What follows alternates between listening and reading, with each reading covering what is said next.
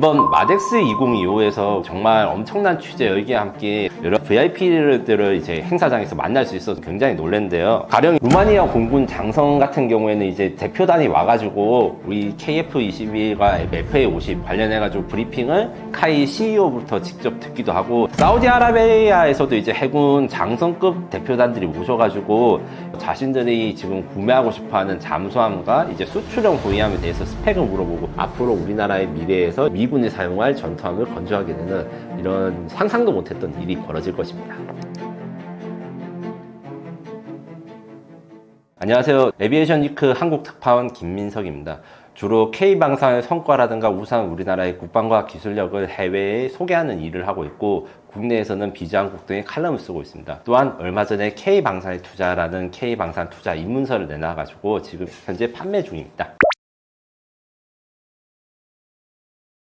이번 마덱스 2025에서 우리 방산 조선업의 위상을 언제 느꼈냐고 여쭤보셨는데, 사실 마덱스는 저 같은 군사 전문 기자의 입장에서는 2년마다 한 번씩 방문하는 자연스러운 행사였고, 아무래도 부산 백스코에서 진행하다 보니까 서울에서 진행하는 방산 전시회보다 규모가 좀 작다고 느껴졌던 게 사실입니다. 하지만 이번 마덱스 2025에서는 정말 엄청난 취재 열기와 함께 다양한 인파, 그리고 세계 VIP들, 그리고 해외 군사 전문가들을 만날 수 있는 기회가 됐는데, 이건 아무래도 이제 작년 말부터 해서 우리 방산주, 조선주의 주가가 수직 상승하면서 대한민국 K방산 위상은 물론 투자 위치 산업으로서의 그 조선산업, 방위사업이 엄청나게 발전하다 보니까 이렇게 사람들이 많이 인파가 몰렸습니다. 그 인파들이 단순히 구경객이 아니라 우리 방산에 관심을 가지거나 투자에 지금 의향이 있는 여러 가지 VIP들을 이제 행사장에서 만날 수 있어서 저는 굉장히 놀랐는데요. 가령 이제 루마니아 공군 장성 같은 경우에는 이제 대표단이 와가지고 우리 KF21과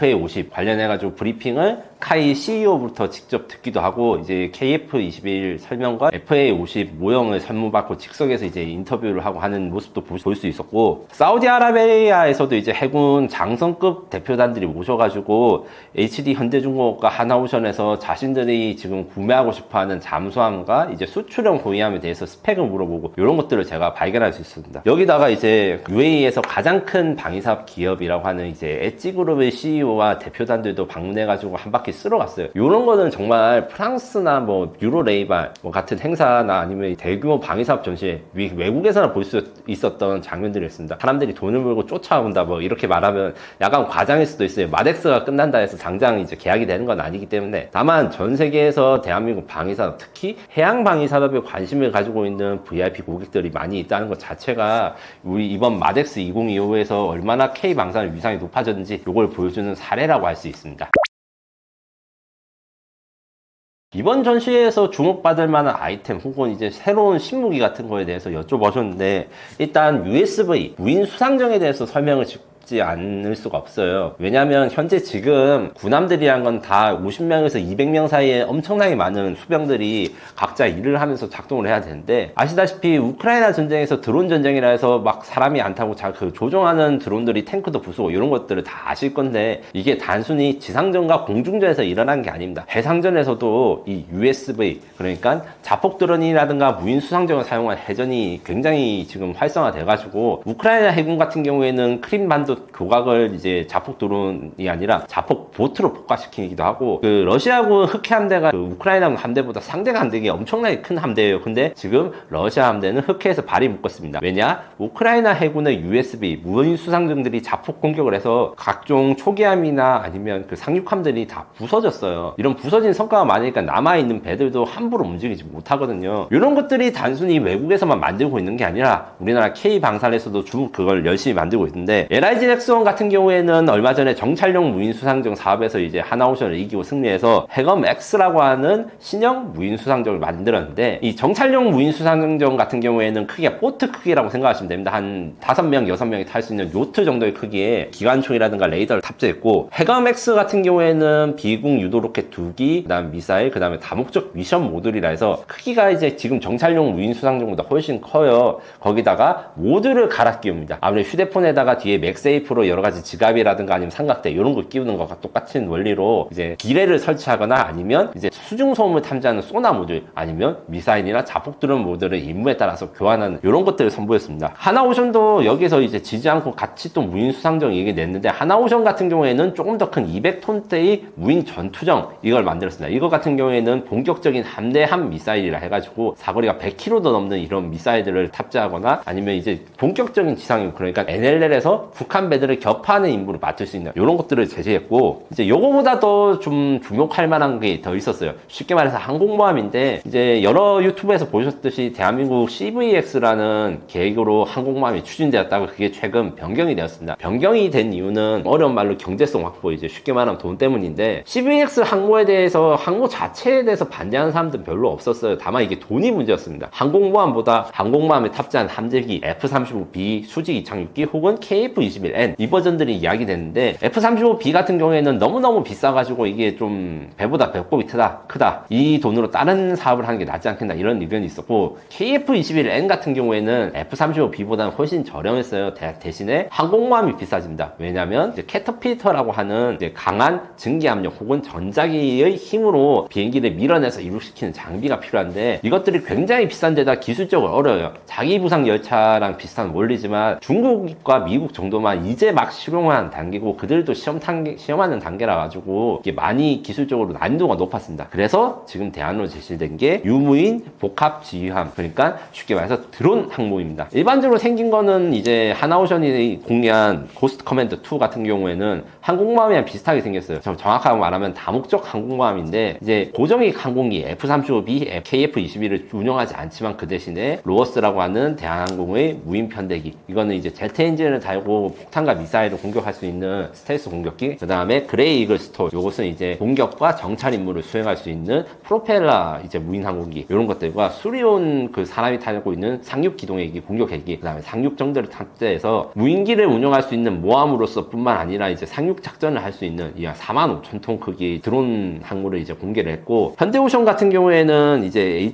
HCX-23 플러스라는 배를 공개했는데, 요거는 고스트 커맨드보다 훨씬 작아요. 15,000톤 정도인데 생긴 게 매우 특이한 2층 갑판으로 생겼습니다. 이제 조금 나이가 드신 분들은 알겠지만 옛날에 마크로스 혹은 건담 같은 데서 로봇이라든가 비행기에 탑재한 항공모함이 보면 이 갑판이 2층으로 생겨가지고 정말 특이한데, 요 디자인을 빌렸어요. 현대중공업에게 왜 이렇게 디자인했는가 여쭤보니까, 이제 드론 같은 경우에는 고정익 항공기보다 훨씬 크기가 작기 때문에 갑판을 1층과 2층으로 분리해서 1층에서는 이륙만 하고 2층에서만 착륙만 하면, 원래는 고정익기는 이게 크기 때문에 이 길이가 많이 필요해서 불가능한데, 드론은 크기가 작으니까 이게 된다고 하더라고요. 그렇기 때문에 운영의 효율성을 높이기 위해서 이렇게 2층 갑판으로 된 신개념 무인 드론 항모를 선보였다, 이렇게 말씀드렸습니다. 요 외에도 조금 주목할 만한 게 또 이제 사람들이 잘 알려지지 않은 그런 조선업체가 있습니다. 지금 항상 조선업체 이야기를 할 때 HD 현대중공업 하나오션만 이야기하는데, 대한민국에는 HJ중공업이라 해서 옛날에 한진중공업이죠.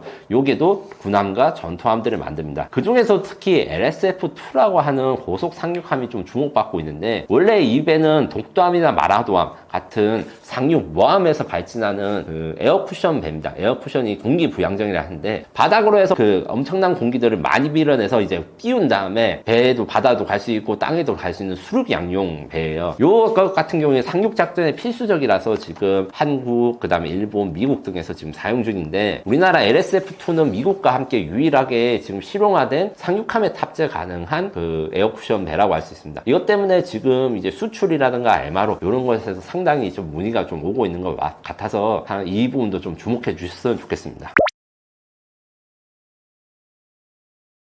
HD 현대중공업과 하나오션의 드론과 그 배에 대해서 이제 경쟁이 엄청 심했습니다. 일단 두 업체가 다 돈을 많이 투자했어요. 이게 보통 아덱스라 불리는 서울에어쇼 기관에 부스를 좀 크게 설치를 해요. 부스라는 건 이제 전시장 행사 공간인데, 하나오션 같은 경우에는 하나오션뿐만 아니라 하나에어로스페이스, 그 다음에 하나시스템, 이렇게 세 개사가 모여가지고 거의 10몇억 원에 달하는 엄청나게 큰 초대형 부스를 만들었고, HD 현대중공업 같은 경우에는 하나부스의 절반 정도 크기였는데, 대신에 LIG 넥슨과 연합을 했습니다. 연합이 뭐냐면 같은 디자인의 부스로 통일성을 만든 다음에 반은 LIG 넥슨, 반은 HD 현대중공업 이렇게 맡아가지고 두 회사 간의 그 일단 경쟁 동맹이라고 할 수 있죠. HD 동맹과 하나 동맹 이렇게 경쟁을 했고, 이 부분 때문에 드론 항공모함뿐만 아니라 다른 부분에서도 굉장히 비교된 게 많았어요. 일단 드론 항공모함 같은 경우에 제가 앞서 이번에서 이제 이야기를 했지만 항공모함 컨셉 자체가 굉장히 달랐습니다. HD 현대중공업은 미래적, 그 다음에 경제성을 중요해가지고 이왕 드론이라는 새로운 무기체가 들어가니까 기존의 상식을 한번 깨보자, 이런 실험적인 시도가 있었던 반면, 하나오션의 고스트 커맨더 2는 요걸 만들다가 혹시 이제 군이 아니면 우리나라가 사정이 좀 나아져서 전투기를 탑재할 수 있겠다, 이렇게 되면 이게 좀 바꿀 수 있는 정도의 유연한 디자인 대신에 보수적인 디자인을 선택해서 두 회사의 컨셉 차이가 좀 극명하게 나타졌고, 비슷한 현상이 일어났던 게 드론 항공모함 뿐만 아니라 잠수함 쪽에서도 있었어요. 무슨 말이냐고 하면 각각의 수출형 잠수함이 있는데, 원래 우리 장보고 3라고 하는 도산 안창호급은 HD 현대중공업과 하나오션이 같이 나눠서 건조를 합니다. 하지만 수출 시장에서는 이걸 좀 구별하는데, 하나오션 같은 경우에는 그 장보고 3 배치 2, 그러니까 이번 곧 이제 진수가 될 새로운 우리 3,000톤급 중형 잠수함, 요거를 수출 시장에서 제한하고 있어서 캐나다 쪽 혹은 그리고 이제 중동 쪽 요런 쪽에서 수출 상당히 많이 진행되고 있는데, HD 현대중공업은 여기에 대해서 약간 좀 컨셉이 달라요. 무슨 컨셉이 다르냐면 대형차, 중형차 세그먼트에 대한 이야기입니다. 하나오션의 그 우리가 지금 운영하고 있는 장보고 3 배치 2, 배치 1 같은 경우에는 3,000톤급이라 이야기하는데, 이게 크기거든요. 재래식 잠수함, 그러니까 원자력 잠수함이 아닌 상태에서 이 배의 3,000톤이라는 무게가 굉장히 무겁습니다. 왜냐면 이제 보통 원자력 잠수함이 아닌 재래식 잠수함은 2,000톤 안으로 이제 그 배수량을 소용하기 때문에, HD 현대중공업 같은 경우에는 HDS 2300, HDS 1500, HDS 800이라는 세 종류의 수출형 잠수함을 내놓았고, 이 중에 HDS 1500 같은 경우에는 페루랑 M을 맺어서 수출이 될 것 같아요. 큰 차이는 경제성입니다. 훨씬 더 쌉니다. 그러니까 장보고 3보다 훨씬 더 가격이 싼 대신에 SLBM이라고 하는 수중에서 발사하는 미사일, 이런 능력들은 없고, 이제 옵션에 따라 가지고 아예 AIP 연료전지라고 해가지고 수중에서 2주 동안 이상 잠항할 수 있는 그런 연료전지 설비, 왜냐하면 수소 충전 설비도 굉장히 크고 복잡하니까 돈이 많은 국가들만 살 수 있거든요. 그래서 그런 것들 뺀 옵션 대신에 리튬 이온 전지를 달고 첨단 소나라는가 무장을 달아가지고 가성비를 노린 제품들이 HD 현대중공업의 잠수함 부분이었고, 하나오션은 이와 반대로 오션 2000이라고 하는 이제 약간 경량형 모델도 있었지만, 요거보다는 이제 그 장보스 배치 2 3,600톤에 달하는 이제 차세대 잠수함, 그 다음에 신형 컨셉 잠수함이라 해가지고 일부 유튜버들은 이것이 원자력 잠수함이라 이야기하는데, 아직 한국에 원자력 잠수함은 없고, 다만 상상을 발휘해가지고 이제 4,000톤급 이상의 재래식 잠수함 혹은 원자력 잠수함을 만들려면 어떤 설계를 해야 되는가, 이런 컨셉 모델들을 내놨습니다. 그래서 두 회사의 이제 경쟁력이라든가 이런 것들이 굉장히 다르고 다른 시장을 노리고 있기 때문에 잘 합쳐지면 우리가 거의 모든 대한민국 K방산의 조선산업 같은 경우 거의 모든 세그먼트 선진국부터 이제 개발도상국까지 담당할 수 있게 되는 능력을 갖출 수 있을 것이다, 이런 생각이 좀 들었습니다. 드론 항공모함은 사실 우리나라보다 먼저 간 선진국이 있습니다. 이게 의외로 들으면 놀라실 건데, 터키가 우리보다 선진국입니다. 이게 어떻게 된 것이냐? 일단 설명을 드리자면, 터키는 스페인으로부터 3만 톤급 상륙함을 이제 구매한 다음에 자체 건조해서 아나톨리라는 이름으로 건조를 했는데, 요게는 원래 F-35B라고 하는 수직 이착륙기를 탑재할 계획이었어요. 근데 문제가 두 가지 있습니다. 첫 번째로 이 배가 건조될 당시에는 F-35의 무게나 크기가 확정이 안 돼가지고 AV-8B 해리어라는 한 세대 전의 수직 이착륙 전투기를 기준으로 만들어가지고 F-35에 탑재하려니까 이게 공간이 너무 없는 거예요. 와, 이거 어떻게 하지 싶다가 이제 더 큰 문제가 닥칩니다. 지금 터키 에르도안과 그 미국 정부, 특히 바이든 정부와의 관계가 최악으로 지나가서 F-35 수출이 아예 중단된 적이 있었는데, 이게 트럼프 정부 돼서 지금 에르도안과 트럼프의 관계가 그렇게 나쁘지 않음에도 불구하고 트럼프는 그 터키한테 F-16만 지금 공급하고 있고 F-35를 공급하고 있지 않습니다. 이래서 터키가 어떻게 할까 이렇게 고민을 하다가 튀르키예가 결정한 것이, 자신들이 잘하는 분야가 있습니다. 무인기가 우리나라보다 사실 발전된 무인기 선진국인데, 그 20개 이상 국가에서 수출된 바이락타르 드론 같은 경우에는 각종 공격 무장을 갖추고 있어가지고 리비아 내전이라든가 우크라이나 전쟁에서 엄청나게 활약을 하고, 사실 우리가 조금 부러워할 만한 드론이에요. 수출이 잘 되고 있어서 요거를 항공모함에 탑재하면 어떨까 싶어가지고 지금 운영 중에 있고, 그래서 아나톨리보다 훨씬 더 큰 65,000톤의 배에 휴르젯이라고 하는 우리나라로 치면 FA-50과 비슷한 경전투기, 그 다음에 이런 그 바이락타르 크질레마 같은 제트 엔진 무인 공격들을 해서 드론 항모 중심으로 가는 것이 우리보다 먼저 가 있습니다.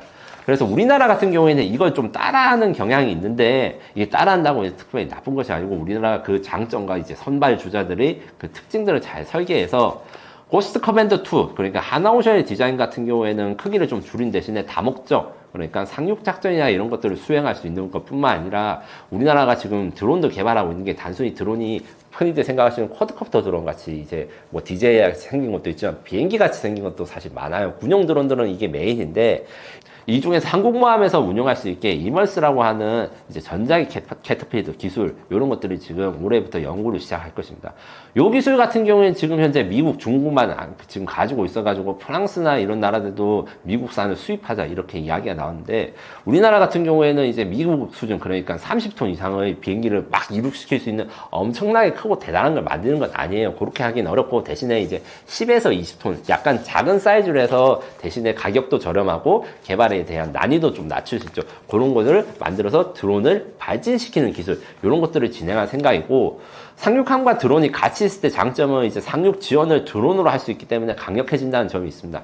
여기다가 추가적으로 설정된 게 뭐가 있냐면 이건 최신 유행인데 원래는 드론 시대 전에 항공모함은 항공기 운영력만 가졌어요. 왜냐하면 2차 세계대전 때 약간 짬뽕을 해본 적이 있거든요. 무슨 말이냐고 하면 전함, 포를 가진 전함과 이제 항공모함의 활주로를 결합해봤는데 이게 이도저도 아니기 때문에 좀 폐기된 개념인데 지금 현재 드론 기술과 미사일 기술 그 다음에 유도 로켓 기술이 좀 많이 발달되어 있으니까 지금 현재 우리나라가 만들고 있는 다목적 유무인 전력 지휘한 드론 항공모함 같은 경우에는 여기다가 무인기 그 다음에 유인 헬기를 탑재할 수 있을 뿐만 아니라 그 갑판에다가 상륙용 그 다연장 로켓 발사대 이런 것들을 해서 상륙 작전에서 이제 로켓을 이제 천무 로켓 우리나라 같은 것들을 배에서 쏘고 이런 것까지 연구되고 있어서 요 부분에서 글로벌 경쟁력이 생길 수 있을 것이라 생각합니다.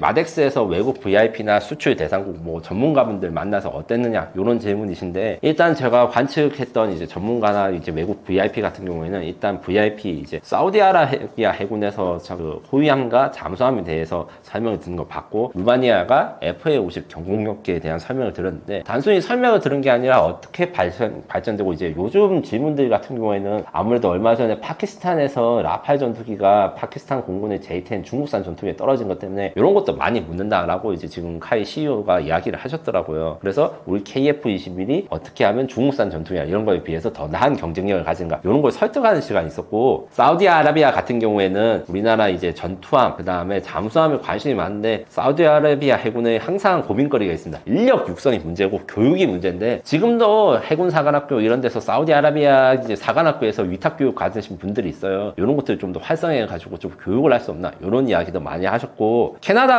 같은 경우에도 이제 지금 캐나다도 지금 장보고 3 잠수함 투를 위해서 굉장히 노력하고 있는데 이게 좀 어려운 측면이 있습니다. 솔직히 말씀드리면 왜 어렵냐? 캐나다는 나토 국가입니다. 나토들이 지금 미국 트럼프가 너무 지금 유럽 국가들을 홀드하고 있으니까 나토 국가 미국 빼고 뭉치자 이런 것 때문에 나토 국가에서 제시하고 있는 잠수함 특히 독일 티셴크루프의 212CD 잠수함 같은 경우에 강력하게 지금 캐나다 잠수함 후배에 올라갔고 우리가 좀 열세한 부분이에요. 이런 것 때문에 우리가 현대중공업 이나 이런 우리 한국에서 그 열세한 부분을 메꾸기 위한 새로운 제안이라든가 협력 같은 것도 좀 추가로 제안했습니다. 이 외에도 이제 남미 쪽 페루 외에 이제 콜롬비아 이런 쪽도 오셔가지고 이제 수출형 잠수함 이제 그들이 원하는 중저가형 잠수함에 대한 기능이나 설명을 좀 들었고 LIG 넥슨과 그 다음에 HD 현대중공업이 수출형 호위함을 만들고 있어가지고 그거는 이제 배는 HD 현대중공업이 만들고 그 다음에 LIG 넥슨이 전투체계 그 다음 레이더 무장까지 만드는 이런 결합들에 대해서 좀 논의가 있었습니다. 이 외에도 전문가분들도 좀 몇 분 만날 수 있었는데 해외 전문가에서는 제가 두 분을 뵀어요. 둘 다 프랑스 분인데 자비에 바바쉐르라고 해가지고 지금 그 SNS X에도 있고 네이발 뉴스라고 하는 전 세계적으로 유명한 해군력 관련 이제 웹진 그 대표님이 오셔가지고 호주 가셨는데 요분 같은 경우에는 예전부터 한국 방산에 크게 관심을 가지고 있고 기사도 많이 쓰셔가지고 아주 익숙하세요. 보니까 이제 치맥도 나중에 지나가다 보니까 먹고 계시고 하는데 한국 문화에 익숙한 게 단순히 그냥 익숙하다 이게 아니라 아니라 한국의 전력 증강 속도라든가 방위산업의 발전 방향이 워낙 이제 많고 뉴스가 많이 나오니까 자연스럽게 관심을 가지게 되었다. 이렇게 말씀을 하셨고, 제가 또 뵌 거는 이제 아디트라고 하는 프랑스의 민간 싱크탱크가 있어요. 우리나라로 치면 카이다 한국국방연구원 같은 건데, 거기에서 이제 말렌 펠렌이라고 하는 이제 여성 연구가분이 오셔가지고 제가 여러 가지 이야기도 드리고 가이드를 드리는데, 이분은 한국에 처음 오셨는데 이분 전문 분야는 방위산업 중에 방위산업, 그 다음에 조선 전문가세요. 그래서 한국의 K방산에 대해서 분석을 확인하기 위해서 이렇게 놀러 오셨다 해가지고 제가 뭐 맛집도 좀 소개해드리고 우리나라 K방산 분위기 이야기를 좀 해드렸는데, 이분 같은 경우에는 원래는 이제 한국 K방산이 이게 수출 시장, 특히 함선 수출 시장에서는 그렇게 인상적이지 않았는데 점점 이제 경쟁이 되고, 특히 잠수함 부분에서는 프랑스 잠수함과 우리나라 장고고스리 잠수함이 크게 경쟁을 하거든요. 이런 부분에 대해서 약간 뭐랄까요, 정찰병이랄까요, 그런 식으로 왔는데 크게 높게 평가하고 예전과 다른 위상에 대해서 코멘트를 남겨주셨습니다. 지금 질문 주신 게 다목적 유인 전력 지휘함이라든가 지금 제가 소개해드린 여러 가지 신형 무기체계, 해상 무기체계의 결정이 우리 해군력을 어떻게 바꾸고 방위사업에 어떤 변화가 나올 것인가, 이런 거 질문 주셨는데, 일단 해군력 측면에서는 지금 미래전의 대비를 무엇보다 빨리 할 수 있고 우리가 그다지 늦지 않았다. 선진국을 충분히 따라잡을 수 있다. 이런 의미가 있습니다. 지금 드론 같은 경우에는 사실 튀르키예라든가 우리보다 먼저 간 선진국들이 있고, 물론 KF-21이라든가 FA-52 잘 팔리고 있지만 무인 항공기에 대한 투자는 우리가 좀 더 많이 해야 되거든요. 대신에 무인 함선, 요 기술에서 우리가 따라잡을 수 있다. 또한 이제 전략적 유연성을 확보할 수 있는데, 전략적 유연성이 다른 게 아니에요. 우리가 선택할 수 있는 옵션이 많아집니다. 사람이 몇백 명 탄 배가 한 번에 격추되면 그 결과는 치명적입니다. 우크라이나 전쟁에서 전쟁 초반에 러시아의 16,000톤급 순양함이 넵튠이라고 하는 우크라이나 미사일 한 두세 발에 바로 격침되니까 해군력이 쓸 수가 없었어요. 왜냐? 이기려고 해도 또다시 격침되면 이 피해가 막심하기 때문에 유무인 체계는 요거에 대해서 전략적 유연성, 무인 체계 대량 투입을 해가지고 피해를 줄이고 경제성 있는 전투를 하면 전투 지속 능력, 장기간 버틸 수 있는 능력이 높아집니다. 이런 전력을 우리가 바꿔 나가고 있는 중이고, 억제력 부분도 중요합니다. 억제력에서 이제 SLBM, 특히 장고고3에 대한 SLBM 같은 경우는 우리나라가 유일하게 지금 실전에서 운영하고 있는 디젤 엔진 SLBM입니다. 북한 같은 경우에는 김군역 영함이 있는데, 요거 같은 경우에 아직 이제 SLCM, 그런 크루즈 미사일만 발사 실험을 했고, 그리고 사실 실전적이라 보기 좀 어려워요. 그 잠수함 자체가 좀 결함이 있고, 중국도 재래식 잠수함에서 탄도탄을 발사하는 기능이 있는데 요거는 전투용이 아니라 실험용입니다. 그래서 실전 투입하는 디젤 잠수함 중에서 SLBM을 운영할 수 있는 나라는 우리나라 유일하기 때문에 이 SLBM이 전략적인 가치, 왜냐면 적이 절대로 선제 공격을 할 수 없는 무기가 바로 SLBM이기 때문에 핵무기나 원자력이 없는 국가한테도 이런 타격 능력, 그 다음에 보복 공격 능력을 제공해 줄 수 있다. 이런 전략적인 가치가 우리나라 국방을 지키는 것 뿐만 아니라 방위사업 측면에서도 굉장히 유용한 측면을 알 수 있습니다. 그리고 방산 기술 측면에서도 지금 우리나라의 방산 수출, 그 다음에 함정 수출 같은 경우에는 호위함 중심 혹은 이제 병원선 같은 좀 저가형 중심인데, 무인 함정 같은 경우에는 우리가 신규 수출 시장을 뚫기도 쉽고 대량 생산이나 이런 것들 좀 유리하기 때문에 무인 함정은 아무래도 일반 배보다 많이 생산하지 않겠어요. 그런 생산력을